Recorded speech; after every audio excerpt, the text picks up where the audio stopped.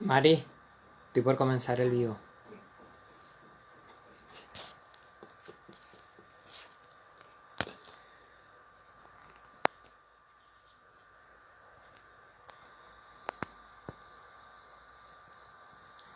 Buenas noches. Vamos a comenzar un nuevo ciclo de entrevistas. ¿Cómo estás, Silvia? Vamos a avisarle a...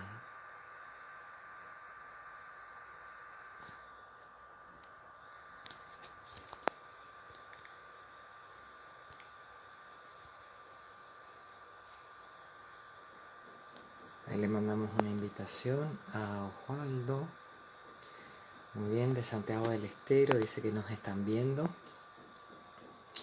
Vamos a esperar que Osvaldo se sume. Estamos como un poco, todos estamos un poco ansiosos de esta entrevista que, con la cual queremos hablar. Muy bien.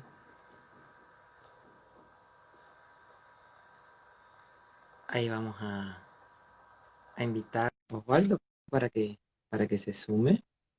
Y esta noche queremos dialogar con Osvaldo Agustín Marcón. ¿Cómo va, Osvaldo? Hola Eh, Darío, ¿cómo estás? Acá estamos. Bien, ¿y ¿Cómo estás vos? vos? Bueno, Bien, bien, bien. Te voy a presentar, Osvaldo, porque hay gente que por ahí no te bueno, conoce. bueno, Eh, muchas gracias. Osvaldo, Osvaldo Agustín Marcón es doctor en Ciencias Sociales, especialista en minoridad y familia, es licenciado en Servicio Social, psicopedagogo. No, esa no la tenía Osvaldo, Ah, no, no es la había registrado. Es parte de la historia, magíster sí. Magíster en salud mental y asistente social. Hoy los que nos convoca a charlar con Osvaldo es este texto que es El secreto profesional en trabajo social. ¿Cómo estás, Osvaldo? No sé si me quedó algo más por Bien. decir de vos o que vos quieras No, decir de no, no, vos. no, eso. Sí, yo soy psicopedagogo y estuve siempre bastante, o muy vinculado al campo del aprendizaje y de la educación también. Esto es un tema, ¿no? Esto de la definición de qué hace un psicopedagogo, bueno, pero ese es otro, pero que está muy cerquita de trabajo social. Claro. Trabajo en un juzgado, yo soy docente en algunas universidades a nivel de grado y posgrado y trabajo en un juzgado que en Santa Fe se llaman todavía juzgados de menores. Ese es mi trabajo más fuerte de todos los días, de todas las mañanas, digamos, de todas las tardes, es en el ambiente universitario. Y soy egresado de, no sé si se ubica, el Instituto Juan 23, que está en la provincia de Santa Fe, en Reconquista, bien al norte de la provincia, o sea, bastante más cerca de Corrientes de lo que estoy ahora en este momento, que es la ciudad de Santa Fe. Así que bueno, Así. muy contento de estar con ustedes allí, ahora conversando con vos. Sí, agradecerte El tu libro tiempo y es... tu disposición. Ajá, gracias. El libro es medio viejito, eh, pero así que hay alguna Ah, información que por ahí puede estar un tanto desactualizada porque está como muy construido, bastante construido, en base a la realidad de lo que era en ese momento el sistema normativo de los distintos colegios, inclusive de la Federación Internacional. Bueno, y claro. eso viste que va variando, van variando los estatutos, los códigos de éticas, así que, pero bueno, en lo sustancial yo creo que no está desactualizado en todo caso en la cita del artículo tanto, del código tanto, etcétera, pero bueno, está. Es un tema, me parece a mí, Osvaldo, siempre vigente, aunque si bien, como vos decís, el libro tiene sus años, es de lectura obligatoria en nuestra formación, en el espacio de ética profesional. Y yo quería preguntarte, acá me voy a poner en modo alumno, y quería Ajá. preguntarte, ¿qué entendemos por secreto profesional en trabajo social? ¿O qué debería entenderse por el secreto profesional en trabajo social? Nosotros, siempre que hablamos de secreto, estamos hablando de algo, algún tipo de información, algo que conocemos, algo que nosotros sabemos, pero que En la medida en que decimos que eso es secreto, o que tiene rango, o que debería permanecer en secreto, de lo que estamos hablando es de en algún punto de relaciones de fuerza. ¿Sí? Los secretos se pueden mantener en secreto porque hay determinada fuerza como para mantenerlo en ese estado. Si vos me contaras un secreto, tendría que haber una fuerza en mí para mantenerlo, y depende de lo picante que sea lo que me cuentes, sería más interesante salir a contarlo, entonces tendría que ser más fuerza para mantenerlo, y a la vez vos tendrías que tener como una fuerza especial como para confiar en mí y contarme ese secreto. Ahora, cuando nosotros hablamos de secreto profesional, estamos hablando de algo que tiene esas características, pero que se obtuvo a raíz de mi ejercicio profesional, en el contexto profesional, y que por la propia naturaleza de la información merece y conviene, bueno, acá entramos a jugar con los términos, que no es juego de términos solamente, sino que es designación de cuestiones que tiene que quedar en secreto. O sea, no todo lo que yo conozco a raíz de mi ejercicio profesional debe o merece permanecer dentro del secreto profesional, pero hay cosas que sí. Entonces, jugando con esto de los términos, que insisto, son categorías teóricas más que términos, el secreto es varias cosas, ¿no? Pero fundamentalmente es un derecho del propio ciudadano, ¿no? El usuario, como le llamemos, eh, pero es un derecho de él frente a la injerencia de los profesionales, ¿no? Que vamos a meterse en su vida, obviamente con intenciones de provocar algún beneficio profesional, pero sabemos, ¿no? Por infinidad de autores y todo lo que trabajamos nosotros en nuestra profesión, que la intervención eh, no es algo totalmente pacífico, es algo que de alguna manera provoca un daño, y en la medida en que lo hacemos bien, esa intervención será menos dañina. Bueno, manejarnos adecuadamente con este secreto y tener presente que es un derecho del propio ciudadano forma parte de esto. No es solo un derecho del ciudadano, sino que también es un derecho de los propios profesionales, o una facultad, como le llamemos, ¿no? Eh, que es interesante, porque nosotros, vos lo enfocabas en trabajo social recién, y yo estaba bastante convencido, eso en cierta forma motivó la investigación y sigo convencido de eso, de que no atendemos la cuestión debidamente, no le damos bolilla, hablando en este término, en el tono en el que vos propones tus diálogos, ¿no? No le damos bolilla, nos parece que algo es abstracto, es de otras profesiones. Eh, Después hay algunas cosas que se pueden explicar desde otros lugares, ¿no? ¿Por qué no le damos bolilla? ¿Y por qué no tenemos esa fuerza que decíamos recién, viste, cuando decíamos la fuerza que tengo que tener yo para no salir lo que me contaste, salir a contar lo que me contaste? Y la fuerza que tenés que tener vos para decir, Osvaldo va a guardar el secreto, les puedo contar. Y ese tiene, me parece a mí que es una cosa que tiene que ver con el ethos profesional, ¿no? Es algo que nosotros ahí no lo tenemos, me parece a mí, suficientemente trabajado. A mí me parece, Osvaldo, te voy a dar como un poco de mi experiencia cuando Sí, trabajaba de ente social. Hoy, bueno, estoy en la docencia, es otra cosa. Por ahí lo tengo como más elaborado también. Yo creo que los años a uno lo hacen ver a la profesión de forma diferente, pero la percepción que tengo yo, que en trabajo social no sabemos qué información incluye el secreto profesional. Entonces digo, hay una reunión, el trabajador cuenta todo, viste, por ahí te está contando, no sé, que fue abusado y vos le mirás así, digo, sí, te querés sí, matar porque digo, es una cosa como muy íntima que el sujeto le contó a ese sujeto que, con el cual está interviniendo. Y digo, y ahí digo, entonces, ¿cuál es el límite del secreto? Digo, qué datos forman parte del secreto y qué datos no formarían parte del secreto, por ejemplo? No sé si soy claro con el ejemplo. claro, en términos generales, a ver, no hay como un catálogo tipo punto ABC, esto sí, esto sí, esto sí, esto no, esto no, esto no. Pero en general es toda la información que tiene que ver con la intimidad de las personas. ¿Mm? Y esto surge, me parece a mí, con bastante claridad. Si yo si yo te pregunto, o vos me preguntás de qué, si, suponiendo que te interesa el fútbol, de qué equipo sos hincha, no habría problema en que se sepa, porque no más alguna cargada por ahí. Mirá, vos sos de Colón de Santa Fe, no ganaron nunca nada, etcétera, etcétera. O vos me digas otro, pero no, no pasa de ahí, ¿no es cierto? Entonces, es un tipo de información que no forma parte de la intimidad de las personas, por lo tanto, que se ventile esa información no me va a provocar demasiado daño, ¿no? Salvo que el dato de que yo soy hincha de un club estuviera vinculado con algún otro hecho, una cosa rebuscada. Pero no es información que tenga que ver con la intimidad de las personas. Sin embargo, hay otras cosas que sí tienen que ver con la esfera íntima de las personas.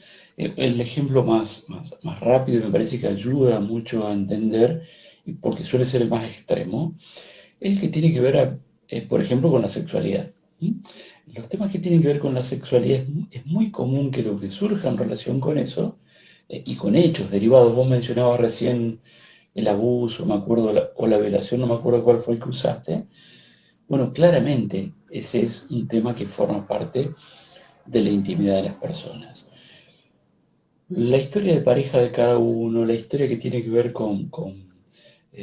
a ver, no sé, ahora que tenemos tantos, que es tan actual la cuestión de la migración, por ejemplo, nosotros eso no lo tenemos muy asumido, pero hay determinados datos migratorios que también forman parte de la esfera íntima de las personas. Pero ya te digo, no, no se puede hacer como un punteo, sino que son esas cosas que forman parte de la intimidad de la persona, y que uno está obligado a mantenerlo en reserva, u otras cosas que pueden no estar dentro de esa esfera tan íntima, quizás en la línea divisoria entre lo íntimo y lo no íntimo, pero que por pedido del ciudadano yo tengo que mantenerlo en secreto. Y que lo puedo ventilar en todo caso, si hay un pedido judicial, pero tampoco es ventilarlo, no es que salgo a tirarlo por las ventanas. Hay determinados procedimientos como para asegurar de que esa información que me fue pedida por un juez no salga de ese expediente, digamos, para decirlo en términos concretos, ¿no? Pero más o menos por ahí va la cosa. No es fácil de definir, ¿no? También da lugar a abusos, ¿no? Porque hay muchos profesionales, no en trabajo social porque nosotros no tenemos desarrollado el tema, me parece a mí.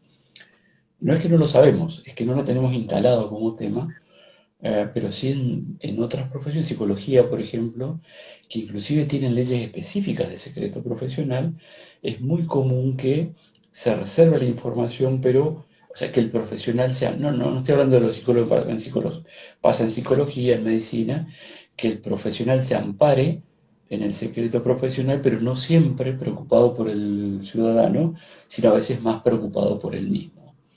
Entonces no es tan fácil de manejar, de delimitar, eh, pero yo creo que más vale tomarlo, trabajarlo, inclusive transformarlo en norma jurídica, eh, jurídica, ética, etcétera, que nos permita disponer del secreto como una herramienta profesional que potencie la intervención, ¿no?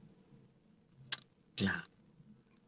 Yo lo que te quería preguntar también es, ¿en qué momento o en qué circunstancia me pueden obligar a mí como trabajador social a revelar un secreto profesional? Por ejemplo, digo, estoy llevando un caso, pongámosles así, una situación sobre la que estoy trabajando, digo, ¿alguien me puede obligar a revelar eso? Y si me pueden obligar, ¿en qué circunstancia? Digo, Te pueden obligar por disposición judicial solamente, ¿eh?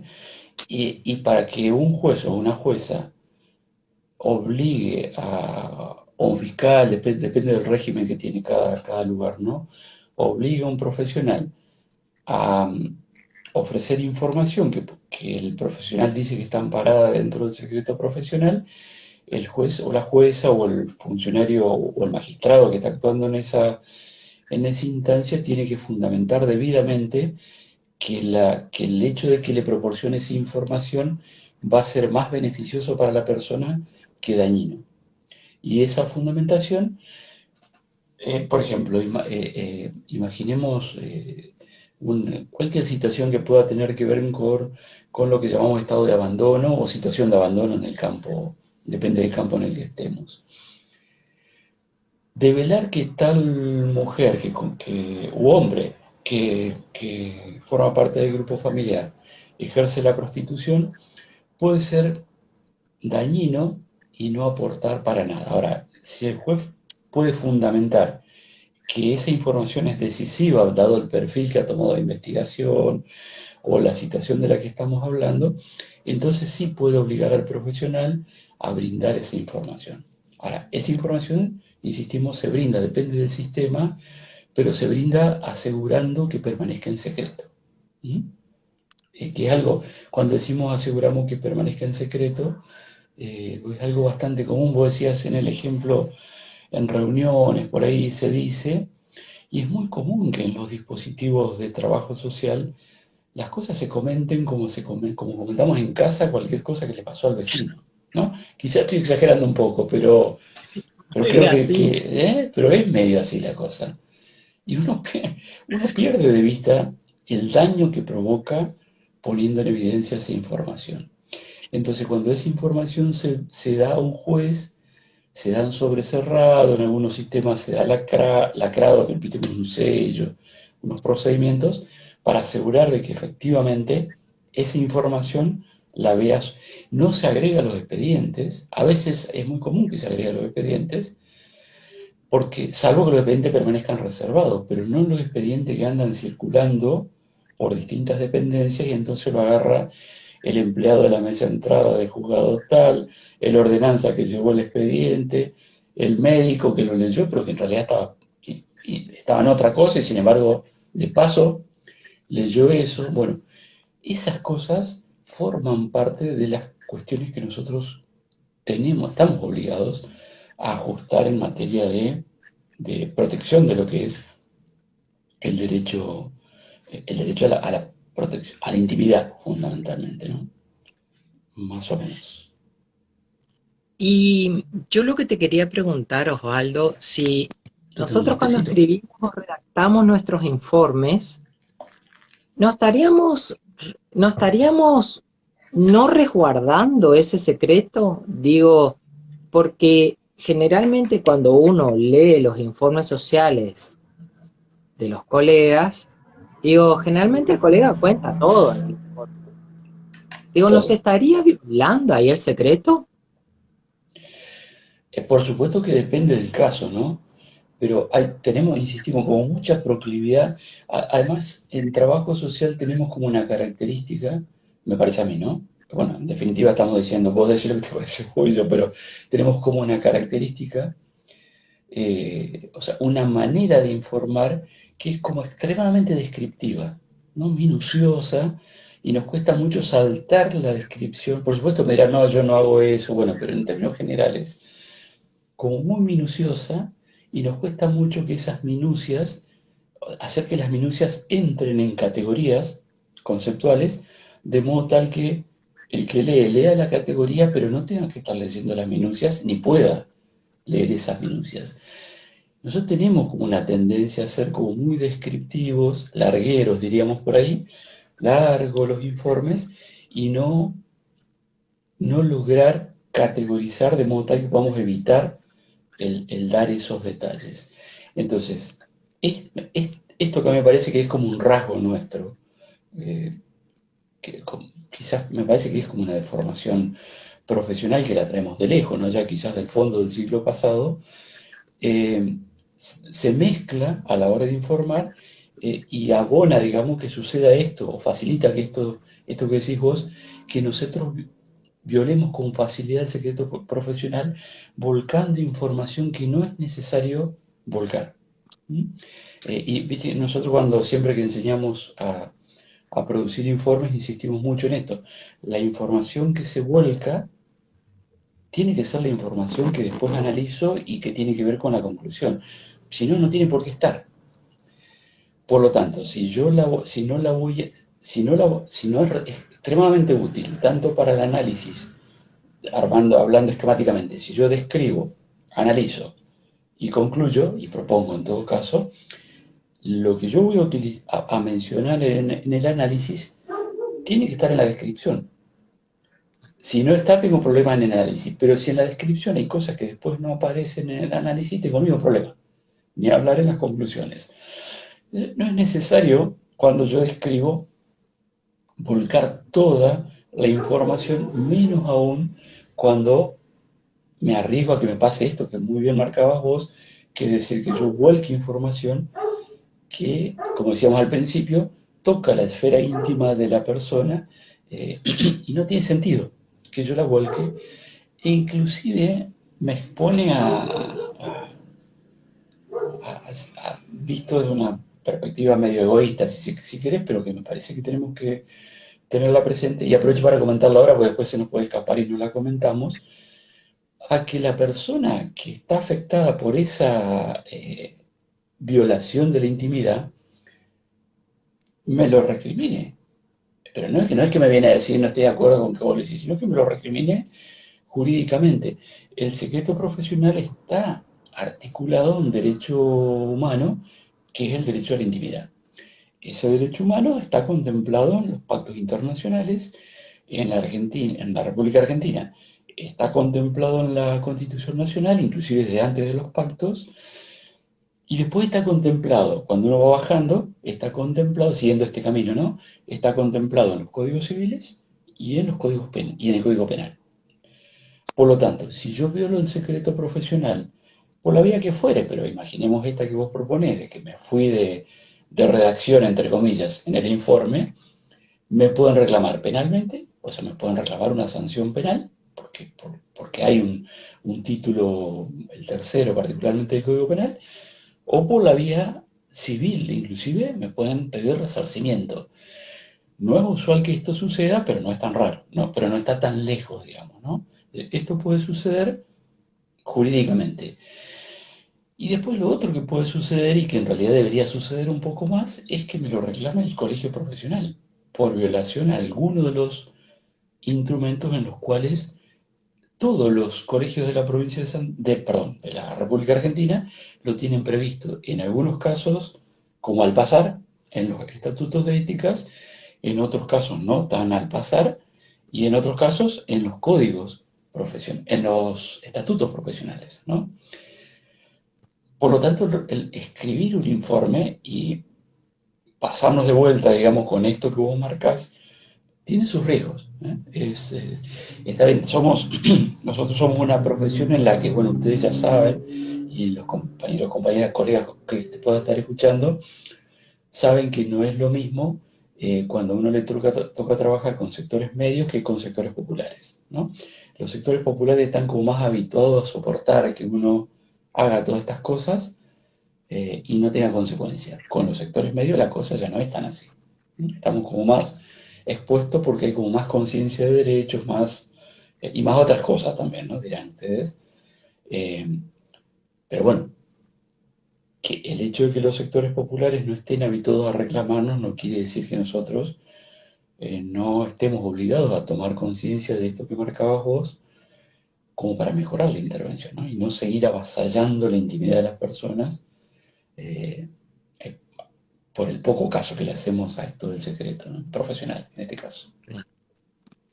Y a mí me parece en esto que vos venís desarrollando, de que en los colegios hay comisiones de éticas que otros colegas también pueden accionar esos resortes, que es una percepción, Osvaldo. Yo la verdad que no tengo los números, pero no hay como mucha práctica en esos términos, digamos, ¿no? Digo, que surja como algún reclamo entre colegas de esta situación, digo, y eso tenga que tratarlo la comisión de ética, o no sé cuál es tu opinión sobre eso.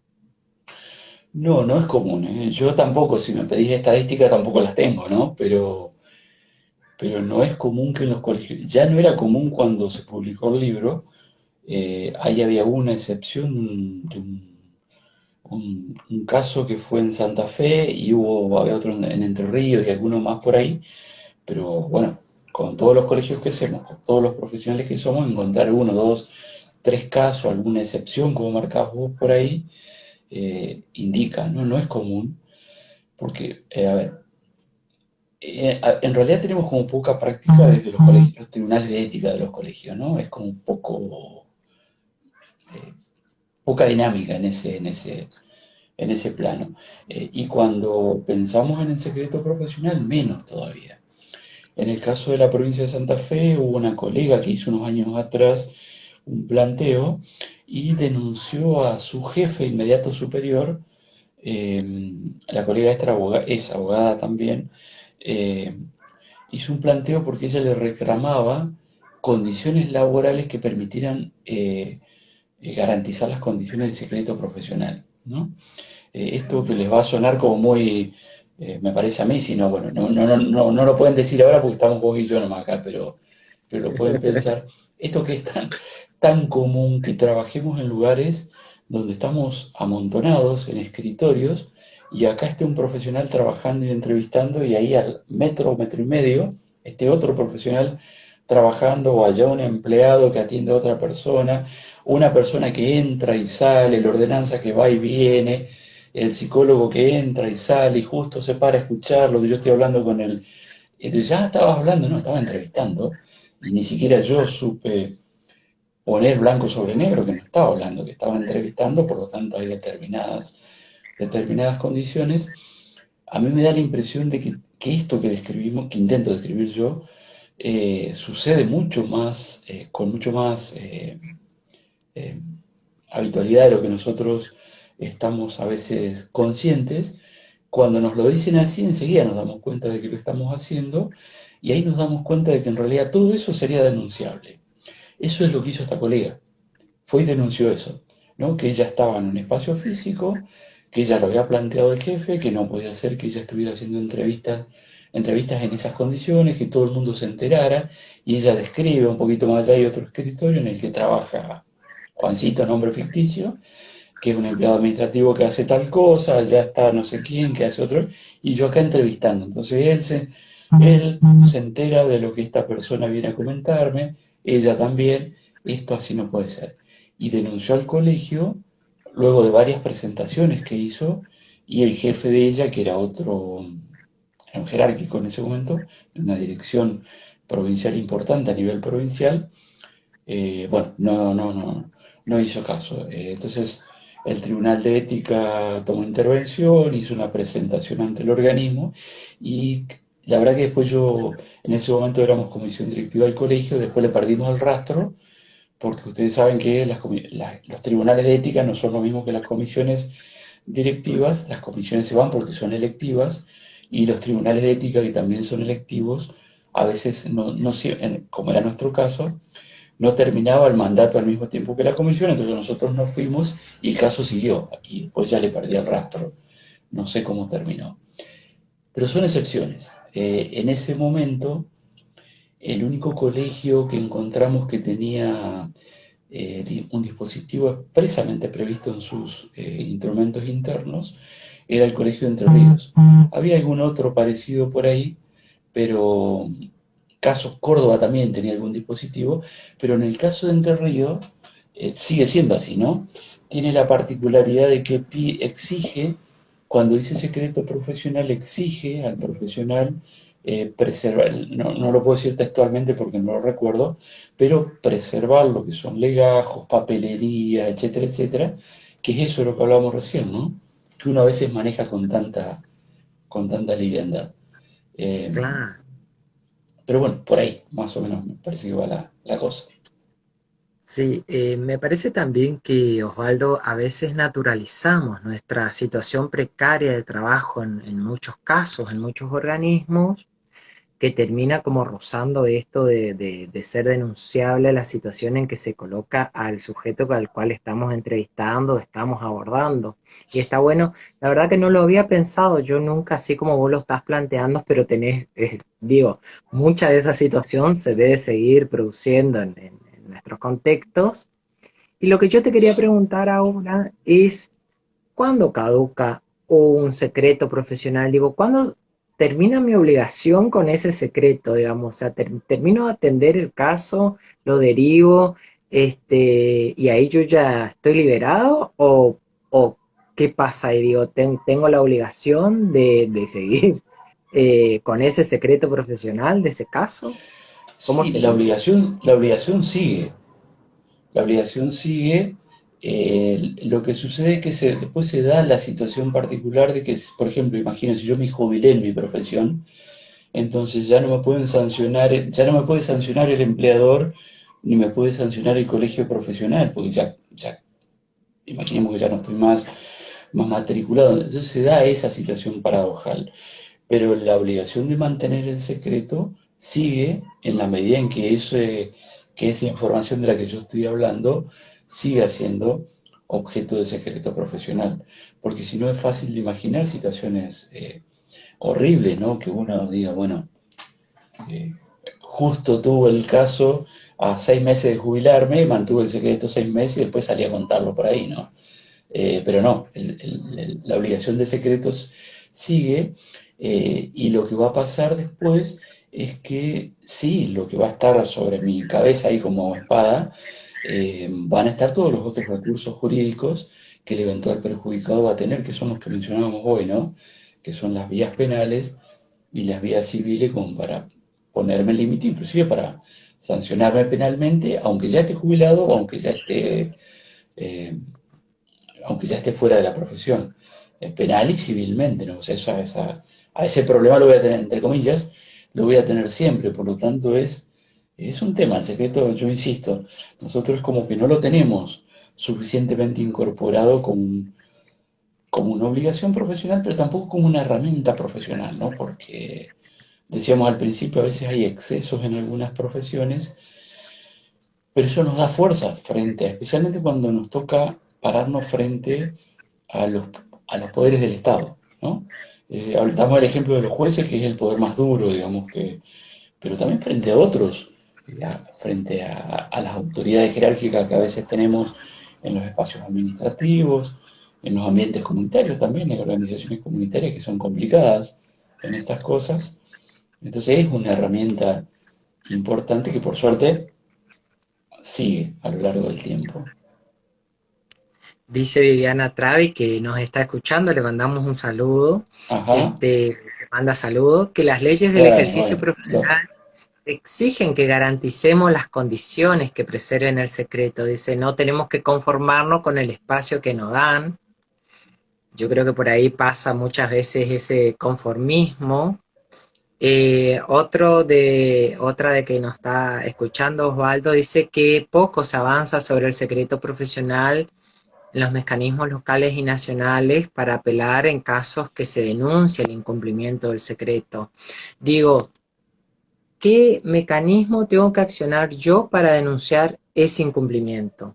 Digo, ¿tengo que llevarle una nota al colegio? ¿Tengo que llevarle una nota a mi jefe? Porque digo, eso me va a traer más problemas. bueno, eh, por eso, primero comparto plenamente lo que dice Viviana, ¿no? Esto de que hay que exigir las condiciones materiales y con eso estaba vinculada aquella denuncia que decíamos hoy, pero para eso tenemos que estar convencidos de que esas condiciones materiales de ejercicio son necesarias. No es común, un ratito antes de retomar la línea que propusiste, no es tan común que los trabajadores sociales exijamos que una entrevista se mantenga en determinadas condiciones. A veces aceptamos, como somos tan a veces tan comprometidos, entre comillas, etcétera, hacemos una entrevista en el pasillo, en el patio, donde fuere, en las instituciones, en cualquier lugar, cosa que no es común que hagan otros profesionales. Entonces, me parece a mí que agregaría a esto que yo comparto, que plantea Viviana, es que tenemos que tratar de convencernos de que de convencernos, no de convencernos irracionalmente, yo te convenzo, no, no, de tomar conciencia de que las condiciones materiales son esas porque la entrevista, porque el derecho a la entrevista está vinculado a a la intimidad, por lo tanto, es una cuestión de un orden una cuestión del orden de los derechos, de los derechos humanos y no solo una cuestión técnica. Cuando esto sucede, el camino, el primer dispositivo en el que uno tiene que pensar es el colegio profesional, ¿sí? Porque el secreto profesional va por ahí, el primero. Por supuesto que esto depende, vos decís concretamente a través de una nota, lo que fuere, en líneas generales depende del código de procedimiento que cada colegio se da para el funcionamiento del tribunal, de su tribunal de ética. Pero en términos generales funciona de esta manera, ¿no? Procede la presentación a través de una nota, o bien uno nos ha sucedido que uno puede pedir una entrevista con el propio tribunal y plantarlo allí. Por eso depende del procedimiento. El procedimiento decide, perdón, el tribunal puede decidir que en esa presentación verbal se labre un acta y eso sustituya a la presentación de la nota. Eh, sí tenemos que habituarnos a tratar de que estas cosas puedan ser lo más consistentes posibles, ¿no? Que no sean cosas planteadas en el aire, de modo tal de que aumenten las posibilidades de que el procedimiento pueda seguir, ¿no? Que ahí entra mucho esta lógica jurídica, no quiero decir de poder probarlo, porque esto corresponde al Tribunal de Ética, pero del propio Tribunal de Ética que tiene que investigar y avanzar, etcétera, pero el procedimiento es ese. Y es cierto, ¿no? Por eso decimos que es un compromiso importante. eh, Vuelvo al ejemplo de la colega y al ejemplo de Viviana Travi. Lo que la colega esta hizo cuando denunció la ausencia de condiciones materiales, eh, bueno, acá en Santa Fe lo hemos hecho, ¿no? Inclusive a través de medios de comunicación, eh, pero uno tiene que plantarse muy bien y tratar de no estar tan solo, y a veces, bueno, desarrollar una estrategia, es cierto. No ir al choque individualmente, pero tratar de articular estrategias con el colegio, en algunos casos con los distintos actores gremiales, de ser posible. Por supuesto, esto es una discusión en el medio, o de otras organizaciones profesionales, pero los planteos hay que hacerlos. Yo creo que hay que hacerlos, hay que ir haciéndolos de a poco, hay que fortalecer la figura y hay que ir abriendo camino, porque no puede ser que esté tan fortalecido en otros espacios y en el nuestro tan debilitado. Hay un caso de la Corte, la verdad que no me acuerdo de cuántos años atrás, no hay problema, si a alguien le interesa lo identificamos después y lo pasamos, pero hay un caso de la Corte, creo que es un varón que está viajando y tratando de cruzar por Salta, creo que es, que está trabajando como mula, ¿no? Está llevando eh, cápsulas de sustancias que y después de haberlas ingerido en medio del viaje se descompone, teme por su vida, entonces pide asistencia médica. Los médicos lo atienden, tienen que intervenir, advierten por supuesto qué es lo que había pasado. Cuando se enteran de que este hombre estaba trabajando de mula y que estaba llevando droga, eh, hacen la denuncia. Entonces el caso llega, pasa a las distintas instancias y llega a la Corte Suprema de Justicia de la Nación en este caso. Y la Corte Suprema de Justicia de la Nación absuelve al hombre por el delito que tiene que ver con el tráfico y recrimina a los médicos diciéndoles que ellos no debían dar a conocer porque allí violan el secreto profesional. Así contado aparece como muy esquemático y es sorprendente, sí, es llamativo, pero es interesante leer el caso. No hace falta ir a leer la sentencia, por ahí hay varios artículos publicados que están muy bien explicados. Creo que uno está publicado en página 12, hay varios, pero yo recuerdo uno de página 12, es interesante, pero para ver el peso que para el máximo tribunal jurídico, en este caso, de la República Argentina, tiene el secreto profesional, tanto que le termina recriminando al médico que dio que en realidad es medio que lo que uno haría automáticamente, ¿no? Está en presencia de un delito y lo da a conocer, ¿no? Y sin embargo le Obvio. tenían diciendo el médico debió priorizar el secreto profesional. Pero es interesante para pensarlo, ¿no? Para captar Claro. la relevancia de esta cuestión de preservar la información. Acá una de las oyentes que nos está viendo pregunta, en el caso del sondeo vecinal, que lo hacemos Ah, porque es solicitado como punto de pericia, pero en forma de anonimato, ¿pueden obligarnos a dar los nombres de las personas consultadas? ¿Qué tendríamos que hacer ahí? no, yo creo que no. Pero yo creo que en realidad lo que tendríamos que discutir es el sondeo, ¿no? Está bien, si está dispuesto, no es tan fácil decirle a un juez, mire, yo no voy a hacer sondeo.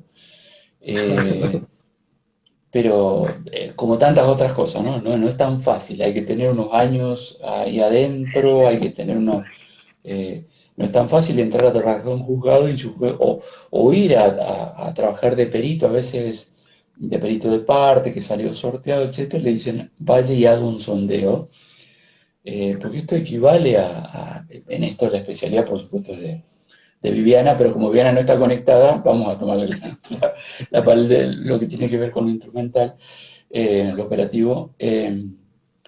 No le van, no le- no- un juez no le va a decir a un médico vaya a tomar la fiebre, a ver, porque posiblemente tengo una infección y posiblemente la infección obedezca a tal enfermedad. Le va a dar intervención al médico para que el médico se expida y el médico va a decir si tomarle la fiebre tiene sentido o no tiene sentido.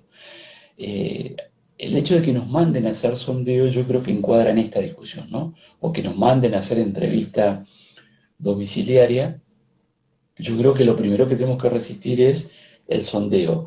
Quizás no en el caso particular ante ese juez que lo pidió, si se puede sí, pero si no, por lo menos abrir la discusión a nivel profesional, poderla instalar en los colegios profesionales y poder generar recomendaciones, para no decir protocolos, que hagan ver a los jueces particularmente que esto no tiene una presencia que no tiene, o si lo llega a tener, bueno, lo tendrá. Mi opinión es que esto del sondeo hay un montón de razones que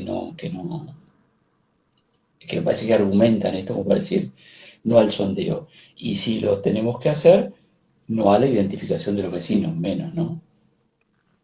A Por un veces montón de dice razones, acá ¿no? Sí, sí, sí, a veces dice acá un oyente, dice, a veces la disputa sobre el secreto profesional está en la puja de las perspectivas en el sistema judicial.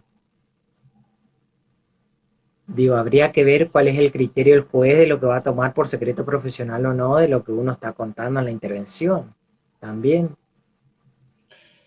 claro, sí. Me parece que el tema sería que cuando uno lo está contando, imaginemos que sea en el informe cuando lo está contando, al menos que previamente haya sido definido como secreto y yo lo esté contando porque me obligaron, no es secreto, es la información que hace a la intervención. El tema sería si yo parte de esa información no la voy a dar, o digo, no la doy porque me amparo en el secreto profesional. No, y no alcanzo no sé bien a qué estará referida la idea de la cuestión de perspectiva, si será de perspectiva de análisis del propio juez, como decís vos, en en este caso, porque eso es cierto, ¿no? Otra cosa que nosotros tenemos eh, que plantearnos en una actividad de hace un par de días atrás, Graciela Nicolini interviene y decíamos una actividad con la red de trabajo social de Entre Ríos. Eh, y decía, aún estando en el ambiente judicial, hay que liberarse un poquitito de esa cosa de la obediencia de vida que te impone el Poder Judicial, que ya de por sí es inaceptable en tanto obediencia de vida, ¿no? Pero esa cosa, y ella decía, no me acuerdo expresamente cómo lo planteaba, pero decía hay que ser un poquitito más rebeldes, no es el término rebelde, un poquito más desobediente, creo que fue ese término, pero se entiende qué estamos diciendo, ¿no? Eh, no ver, no en el tema de la desobediencia por sí o de rebeldía sin causa, no esa historia, pero sí, pero tener en cuenta que el juez es alguien que tiene una función y que está obligado a desempeñarlo de una manera determinada. Insisto, es cierto, bien podrán decir, si anda a decirle vos al juez tal que no voy a hacer, o a la jueza tal que no voy a hacer tal cosa. Y es cierto, tiene razón. Pero por lo menos incorporar la idea de que los jueces eh, a veces son personas de enorme formación, a veces no. A veces son solo abogados, ¿no? Se entiende qué es lo que estamos diciendo. Porque tenemos por ahí se nos mezcla la idea esta de el juez como aquella idea romántica del hombre entrado en años, canoso, sabio, tranquilo, capaz de sentarse frente al caso, analizarlo fríamente, a veces no tan fríamente, pero de manera equilibrada, y tomar decisiones sabias. Bueno, eso no es el sistema judicial, ¿no? El sistema judicial es un sistema más bien técnico que obedece a determinados o que debe obedecer a determinados valores, pero que hoy en día, más que preocupado por las decisiones sabias, está preocupado por las decisiones rápidas, ¿no? Es cierto, cualquiera va a decir también por las decisiones justas, está en el pelo, pero no siempre las decisiones rápidas, así te ponen, bueno, rápido o justo, ¿qué elegís? Y te van a decir, y mirá la cantidad de expedientes, la congestión, más vale rápido. No me lo piden, me pregunten en público, no te lo voy a contestar, pero más vale rápido, dale, vamos. Total, ser rápido también es ser justo porque la gente recibe. Y a mí me parece que todas esas cosas entran a jugar y esta idea de la necesidad de gente joven que trabaje mucho, etcétera, entra a incidir en esa figura romántica, decíamos al principio, de qué es lo que es un juez. Un juez es alguien que debe ser justo, pero esto no quiere decir que siempre lo sea. Entonces tiene determinadas obligaciones, todo lo que dice, lo que hace, debe estar fundado. Sabemos que no siempre es así, y ahí sí estadísticamente podríamos discutirlo, y la verdad que yo diría que las más de las veces no es fundado o se fundamenta después si uno apura la fundamentación, si no ni se fundamenta, hace lo que le parece, y aparece una idea de la sana crítica, parece que eso que hace es sano en sí mismo. Entonces por ahí venía, asociaba con lo de Nicolini, ¿no? Y especialmente cuando somos profesionales ser un poquito más desobediente. Si no vamos a, no desobediente de desobedecer la orden del juez, sino desobediente en términos de ser más críticos respecto de qué es eso frente a lo cual estamos parados. Pero no, insisto, no porque no valga la pena, yo defiendo, yo soy parte de ese poder y trabajo para eso permanentemente, sino para advertir que tiene todas estas grietas sobre las que hay que trabajar, eh, y ya el hecho de que los poderes sean interdisciplinarios empieza a poner en evidencia que el discurso jurídico ya no es el único que sustenta al Estado, como lo fue en los orígenes del Estado-Nación. Y eso abre un montón de discusiones a las que hay que prestarle atención, por lo tanto, desobedecer un poco más desde el punto de vista epistemológico y teórico, si quieren, ¿no? Permitime hacerte una consulta que Viviana Travi también lo hacía. Acá preguntaba que hay que reforzar los mecanismos metodológicos y pedagógicos en la formación respecto al secreto profesional. ¿Cómo lo pensás vos que se podría hacer eso? Digo, ¿cómo se podría trabajar en la formación para reforzar esto? Digo, porque Osvaldo, generalmente a uno le enseñan a hacer cosas y generalmente las cuestiones de la ética y del secreto profesional se aprende a lo último, digo, a lo último estamos en Sí, una materia y bueno, y ahí ves algo, encima ves algo alguito. teórico, Sí, claro, alguito ¿viste? dentro de Entonces, ética y de ontología, algo de eso. Un temita dentro de la unidad 4 o la 8 si era anual, ¿no? Claro, sí. A mí me parece que hay que darle fuerza teórica, ¿no? Dentro de las cátedras de eh, ética, etcétera, etcétera. De todos modos, claro, caemos como en lugar común de que cuando uno considera que el tema es importante, dice entonces tiene que ser transversal. Eh, pero yo creo que la cuestión del secreto profesional, por esto de lo que estamos conversando, me parece que sí, que efectivamente tiene que tener fuerza en las materias teóricas específicas, pero que tiene que ser algo que esté presente, insisto, sé que caemos en un lugar común, pero que sea transversal y que se discuta permanentemente, no necesariamente en todas las materias teóricas, pero siempre que estamos, por ejemplo, hablando de las prácticas. Nosotros cuando hablamos de prácticas profesionales muy pocas veces nos encontramos eh, que las supervisiones de práctica profesional sean analizadas desde la perspectiva, o no toda la práctica, por supuesto, ¿no? Pero que aquello que involucra la ética profesional, en tanto están mezcladas cuestiones de secreto, eh, me parece que debería ser analizado también en las prácticas. También en la teoría, insisto, con mucha más fuerza, etcétera. Pero me parece que inclusive tiene que ser un tema específico. Y que inclusive por fuera, yo creo que tenemos que estimular el desarrollo de una ley profesional dedicada exclusivamente al secreto profesional, así es, que porque tendrá que ser yo provincial pensaba, primero, ¿no? claro, yo pensaba, Osvaldo, cuando vos decís de contenido transversal, eso en educación es decir, bueno, tiene que estar en todo lado, pero nadie da, digamos, o sea, nadie Pero nadie la da enseña, por eso, nadie claro, se claro. ocupa. Entonces por ahí tiene que haber tiene que haber como una materia específica en la formación, porque por ahí lo de la transversalidad no o sea, termina estando en un programa como contenido, pero no se aborda, digamos.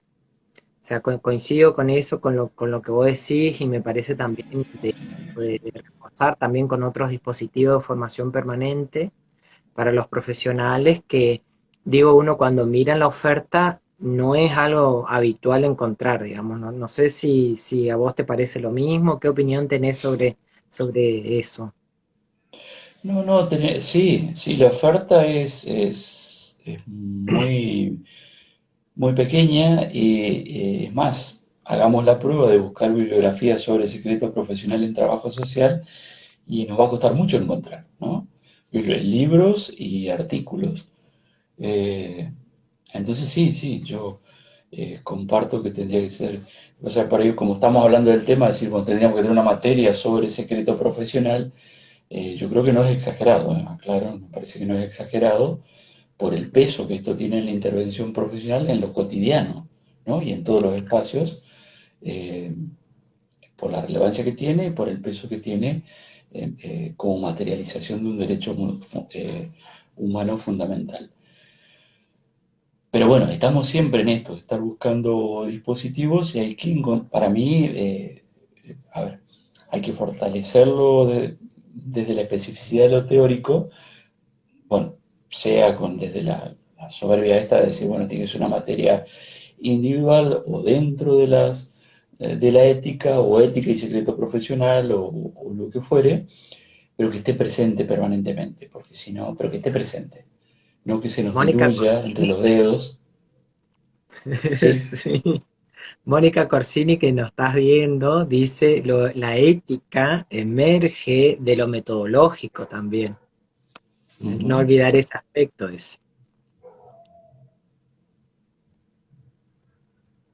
Sí, eso es interesante. Emerge, sí, sí, y me hace pensar, sí, sí, sí, sí, sí. Sí, inclusive a la Tampoco hora lo de había esto, pensado. sí, es Sí. interesante cómo ubicarlo, ¿no? Eh, por supuesto que no hay manera de pensar la metodología cinética, eh, pero bueno, me deja en términos de diseño curricular cómo se podría pensar el secreto profesional transversal y ahí, ¿no? Entremezclado con lo metodológico. Es interesante. Así. Osvaldo, estamos llegando a los últimos minutos. La Ah, verdad bueno. que para mí fue un placer, bueno, siempre es un placer escucharte. Yo te escuché por primera vez en el Congreso de Santa Fe.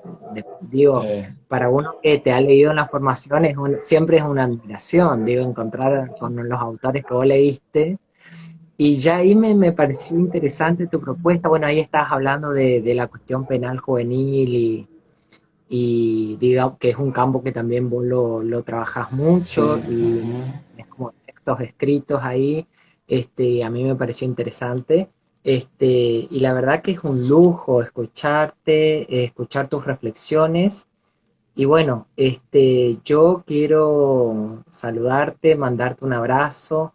eh, Me pareció interesante lo que venís planteando y estas cuestiones que surgieron en el tema invitarte a Corrientes en algún momento para Bueno, seguir gracias. dialogando de este u otros temas. Digo que vos tenés como una bibliografía bastante frondosa, digo, escribís bastante. Así que bueno, no sé qué querés decir algunas palabras, cómo te sentiste. Bueno, bueno, no. La verdad que eso es, me sentí muy bien tanto por la metodología que vos elegiste, que yo la conozco, porque he participado, he escuchado de algunas, varias de tus conversaciones o diálogos. Así que sumamente interesante. Yo felicitarte a vos por bueno, por la calidez con que encarás esto, pero a la vez con la profundidad, ¿no? Porque a veces el tono coloquial se confunde con la cosa rápido, de mero sobrevuelo. Y no es este el caso. Así que, bueno, felicitarte a vos, a todos los que se juntan a escucharlo, los que después van siguiendo por la grabación. Por supuesto, con muchísimo gusto Corriente, he ido un montón de veces, tengo familia viviendo allí, así que Ah, esperemos que la pandemia no los permita. Sí, sí, sí, un hermano viviendo, sobrinas ahí también. Así que, eh, hermano y su familia, claro, ¿no? Pues eh, todos viviendo allí. Bueno, y felicitarte a vos, a Lucio y a todos los que también colaboran allí con esta maratón que ya sí. se hizo famosa. Decían, y la empezaron en la pandemia, ¿no? Yo no tengo registro bien de la fecha, pero creo que empieza ahí y realmente es una Y vamos a maratón, ¿no? Porque si descansar, uno iban a descansar. y vamos a descansar. Así que bueno, Eh, sí, Osvaldo, unos minutos. Va a quedar grabado seguramente para la gente que no nos ha visto en vivo y quiere escucharte. A mí me gustaría, como para lo último, que vos nos recomiende alguna bibliografía, algún texto, algún artículo, por donde buscamos estas cuestiones que estuvimos hablando hoy. Digo, por ahí en tu recorrido, bueno, decís, bueno, tal libro estaría bueno que lo lean, aparte de los tuyos, por supuesto. sí, los míos, el único sobre el tema es este y un artículo que está publicado en una revista española que se llama Portularia. ¿Mm? Así que allí lo pueden encontrar, lo pueden googlear y enseguida lo encuentran. Después, en cuanto a los textos, en trabajo social, por eso decíamos al principio, pues entonces es una invitación a ponernos a trabajar sobre esto, no hay textos sobre secreto profesional específicamente. Entonces lo que conviene por ahí es rastrear el tema por el camino del derecho a la intimidad, por la vía de los derechos humanos y empezar a construir por ese camino. Y después por analogía, que esto es perfectamente legítimo, sí las discusiones que tienen por ahí en otras profesiones, algunos aportes ha hecho Saul Kars desde algunas betas asociadas. Eh, Volnovich tiene algún texto interesante, pero para el campo de la psicología, pero por ahí la lectura como a la par, ¿no? Es decir, estoy leyendo a otro autor, pero es interesante seguirlo. Margarita Así. González, que es una autora colombiana, también no se dedica exclusivamente al secreto profesional, pero la pueden encontrar con algunos temas que tienen que ver, que aportan al desarrollo del derecho a la intimidad fundamentalmente, antes que al secreto profesional. Pero cuando hablamos de derecho a la intimidad estamos en ese mismo camino. Así. Bueno, para todos nosotros, hoy estuvo Osvaldo Agustín Marcón, un excelente profesional, colega, siempre interpelado y escuchado por todo el colectivo. Así que te mando un abrazo, Osvaldo, y muchísimas gracias por tu tiempo y a toda la gente que nos ha visto, que de muchos lugares, de todo el país, Formosa, Mendoza, Salta, Panamá, que hubo gente acá viendo el vivo, te aviso. Bueno, felicitaciones, Darío, Lucio, a todos, muchas gracias. Vale, chao, Adiós. chao. Chao, chao.